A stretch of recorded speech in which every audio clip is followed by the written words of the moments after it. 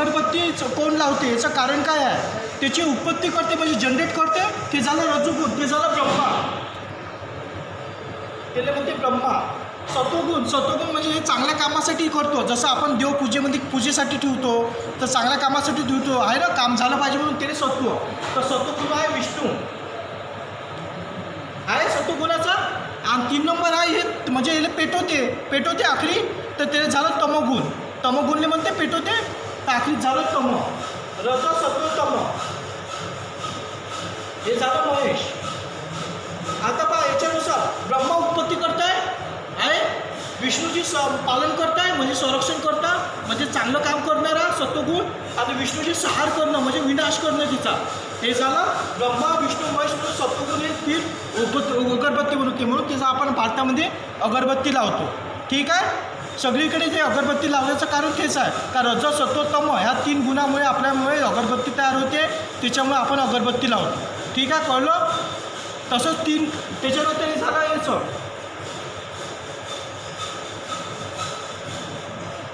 त्याच्यानंतर आलं काय भेटतं आपलं ते ॲटमचं पाहिलं. आपल्याकडे घंटा वाजवते वरतून काय भेटतं ओम म्हणते, तर व्हायब्रेशन तयार होते ओमनं सगळीकडे व्हायब्रेशन तयार होते. वरतून घंटा वाजवते त्यानेही व्हायब्रेशन तयार होते. तर त्याच्यामध्ये काही आपण सांगतो एक अमेरिकामधले एक सायंटिस्ट होते, स्टॅनफोर्ड युनिव्हर्सिटी नाव होतं त्या युनिव्हर्सिटीचं. इथं लिहिलं आहे स्टॅनफोर्ड युनिव्हर्सिटी इन अमेरिका. तर त्याच्यातले 7 सायंटिस्ट होते. किती? 7 सायंटिस्टनं विचार केला काय ॲटमच्या अंदर काय काय असते बघ. तर कोणी विचार करते का सगळ्यात सूक्ष्म तत्व ॲटम आहे, सगळ्यात लहान जो डोळ्यात दिसत नाही, तर त्याच्या अंदर काय करता येते. तर त्याच्या अंदर सगळ्यात पहिले पाहतो आपण न्यूट्रॉन असते न्यूक्लियसमध्ये. न्यूट्रॉन असते आणि म्हणजे पॉझिटिव्ह असते प्रोटॉन, आणि बाहेरच्या कक्षेत 2 इलेक्ट्रॉन असते. तर त्याने इलेक्ट्रॉनचा शोध नाही घेतला, त्याने डायरेक्ट अंदरचं पाहिलं न्यूट्रॉन आणि प्रोटॉन. त्याच्यामध्ये मग न्यूट्रॉन आणि प्रोटॉन मायक्रोस्कोपने झूम केलं. मायक्रोस्कोपने काय करतो आपण लहानवाली वस्तू मोठी करून पाहतो, तर त्याच्यामध्ये न्यूट्रॉन प्रोटॉन म्हणजे त्याने संशोधन केलं. त्याच्यात त्याने काही एक पदार्थ सापडला, त्याने नाव देऊन दिलं क्वार्क. सायंटिस्टच्या नावानं क्वार्क नाव देऊन दिलं, तर त्याने म्हणते क्वार्क नावाचा पदार्थ सापडला. मग अजून त्याने संशोधन केलं त्याच्यावर अंदरून त्याने काहीच नाही सांगितलं एमटी म्हणजे काहीच नाही सापडलं अंदर. मग अजून त्याने याच्या अंदर मी रिसर्च केलं याच्या अंदर एमटी नंतर त्याने काय त्याच्यापैकी 3 सायंटिस्ट उमेद सोडून दिली असं म्हणते का नाही. काहीच नाही दिसलं म्हणजे याच्यावर तर काहीच नाही बुवा, तर हारून जाते काही सायंटिस्ट लोक. त्याच्यापैकी 4 सायंटिस्ट होते, त्यानं हार नाही मानली, अजून कडी मेहनत केली आणि त्यानं अजून प्रॅक्टिस केली. ते म्हणते का नाही प्रॅक्टिस मेक मॅन परफेक्ट, ते म्हणजे येशू ख्रिस्ताचा नियम आहे. तर तसंच त्यानं संशोधन केलं 4 याच्यावर, तर त्याने तिथं काही व्हायब्रेट करणारं तरंग सापडलं असं. मग समजलं का इंडियामध्ये घंटा वाजवते सगळीकडे आणि ओम शब्द म्हणते, त्याचं कारण हे होतं का तिच्यामध्ये व्हायब्रेशन तयार होत होतं. त्या व्हायब्रेशनमुळे काय होत होतं, सगळं युनिवर्स हालत होतं. तर आपलं शरीर सगळे ॲटमपासून बनलं आहे, त्याच्यामध्ये व्हायब्रेशन तयार होते.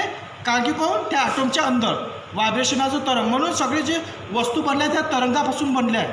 म्हणून आपण बोलण्यामध्ये एवढी शक्ती आहे का कळून जाते काय आता मी बोलून राहिलो हे सुद्धा एक व्हायब्रेशन आहे. ते सगळं जे व्हायब्रेशन चालते ते चालते इलेक्ट्रोमॅग्नेटिक फील्डवर. तर आपण पाहू इलेक्ट्रोमॅग्नेटिक फील्डचं. ठीक आहे. तर नेक्स्ट आहे हे इलेक्ट्रोमॅग्नेटिक फील्ड.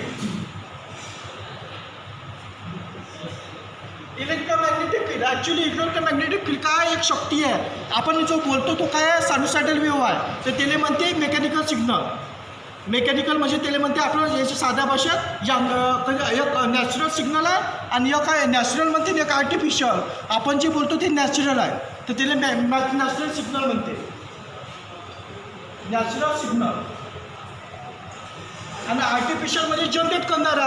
आर्टिफिशियल माहिती आहे तुम्हाला, आपण हाताने तयार करणं म्हणजे आर्टिफिशियल, त्याला म्हणते यांत्रिक, त्याला म्हणते आर्टिफिशियल.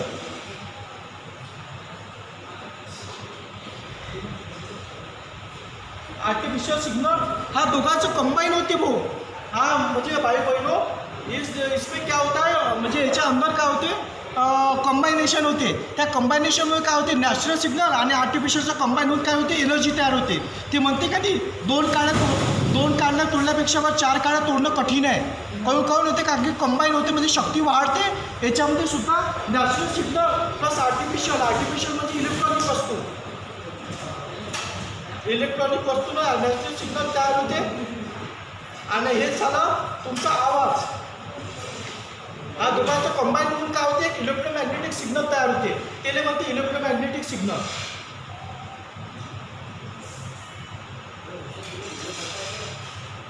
हा जो इलेक्ट्रोमॅग्नेटिक सिग्नल असते तो आपण काय एंटीनातून ट्रान्सफर करतो आणि तो हवेत जाते. तर हवेमध्ये काय होते, एक प्रकारची एनर्जी आहे तर स्कॅटरिंग होते. ते एकमेकापासून अणू इकडे तिकडे सिग्नल पाठवत राहते. तर तुम्ही असं म्हणते का नाही, 1 सेकंदामध्ये अगोदर इथं कॉल केला तर डायरेक्ट अमेरिकेमध्ये कॉल लागतो. याचं कारण काय आहे का तुमचं नॅचरल सिग्नल आणि आर्टिफिशियल म्हणजे तो DC सोर्स घेतो व्होल्टेज सिग्नल. इलेक्ट्रॉनिकमध्ये मॅक्झिमम DC सिग्नलचा यूज करते. तर त्याचं कॉम्बायनेशन करून काय होते का त्याचं सिग्नल वाढवते, स्ट्रेंथ वाढवते. त्याला आपण वेवगाईड म्हणतो आणि त्याच्या थ्रू आपण पाठवतो. तर त्याच्यामध्ये असं होऊन जायला होतं. तर उदाहरणार्थ आपल्याला काय करू शकतो, याची जे इलेक्ट्रोमॅग्नेटिक फील्डनुसार काम करू शकतो. उदाहरणार्थ आपण विचार करतो काय झाली, एक इलेक्ट्रोमॅग्नेटिक फील्ड जेवढं झाली तर त्याच्यामध्ये छेडछाड केली आपण इलेक्ट्रोमॅग्नेटिक सिग्नलमध्ये. इलेक्ट्रोमॅग्नेटिक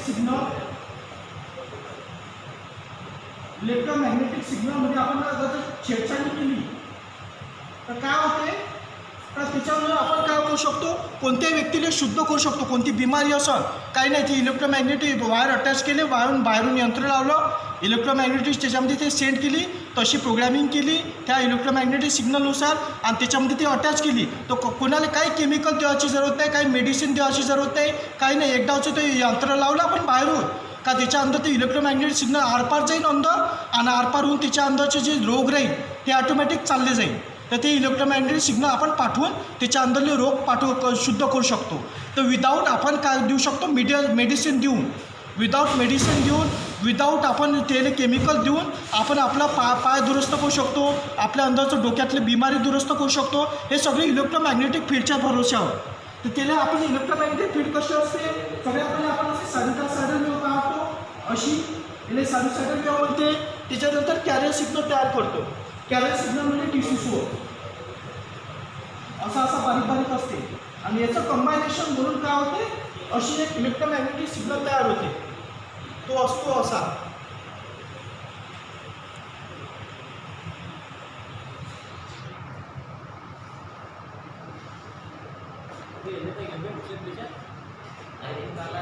हे तुमची झाली इलेक्ट्रोमॅग्नेटिक सिग्नल. हे झालं तुमचे इलेक्ट्रोमॅग्नेटिक सिग्नल. याच्याद्वारे समजलं तुम्हाला, इलेक्ट्रोमॅग्नेटिक सिग्नलद्वारे काय होते, तुम्ही कोणताही सिग्नल पास करू शकतो. याच्याचद्वारे आपण इलेक्ट्रॉनिक गनसुद्धा बनवू शकतो. आपल्याला आता जे गन बनते ते मेकॅनिकलची राहते. त्याच्यामध्ये काय होते, ट्रिप करते आणि त्याच्या अंदरचं बारूद फुटते आणि ती गोळी जाते. मग अजून ट्रिक करतो, बटन दाबतो, अजून ट्रिक होते, बारूद फुटते आणि गोळी पुढे जाते. पण त्याच्या जागी इलेक्ट्रिकल सिग्नल दिला तर एका सेकंडमध्ये 1000 मायक्रोसेकंद जाते. ते एका सेकंदमध्ये किती होते, 60 मायक्रोसेकंद, तर 1000 मायक्रोसेकंद पकडूचो. तर एका मायक्रोसेकंद आपण तर विचार करा, एका सेकंदमध्ये 1000 डाव आपण गोळ्या ट्रान्सफर करू शकतो. एका सेकंदात 1000 डाव आपण गोळ्या काकशा पाठवू शकतो इलेक्ट्रॉनिक गननुसार. त्याच्यात इन्व्हेन्शन तर टाईप आहे भाऊ, तर तुम्ही याच्यात इन्व्हेन्शन करू शकता इलेक्ट्रॉनिक गन बनवून. इलेक्ट्रॉनिक गननुसार काय होऊ शकते, तुमची इलेक्ट्रॉनिक सिग्नल दिला. उदाहरणार्थ इलेक्ट्रॉनिक गन कशी राहू शकते पहा. याच्यामध्ये आपल्याला इलेक्ट्रॉनिक गन डेव्हलप करायची आहे. त्याचं स्ट्रक्चर कसं आहे, याची स्ट्रक्चर म्हणजे आयडिया कशी डेव्हलप होऊ शकते त्याची. अशी बंदूक आहे ना,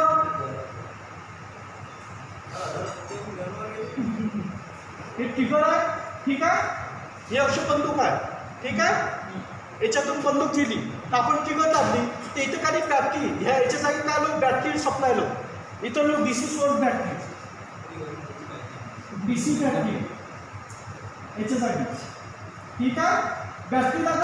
आता आपल्या गाडीचं कार्बोरेटर पाहायला आपण, कार्बोरेटर स्पार्क करते ते काय इलेक्ट्रिकल सिग्नल ते बॅटरी अटॅच करते का आणि त्याला काय होते, तुमचं इंजन चालू होते. त्याचं बी तसं, हे बॅटरी इथं लावली आणि याच्यानुसार इथे इलेक्ट्रिकल सिग्नल दिला, इथे कार्बोरेटर लावलं, इलेक्ट्रॉनिक कार्बोरेटर.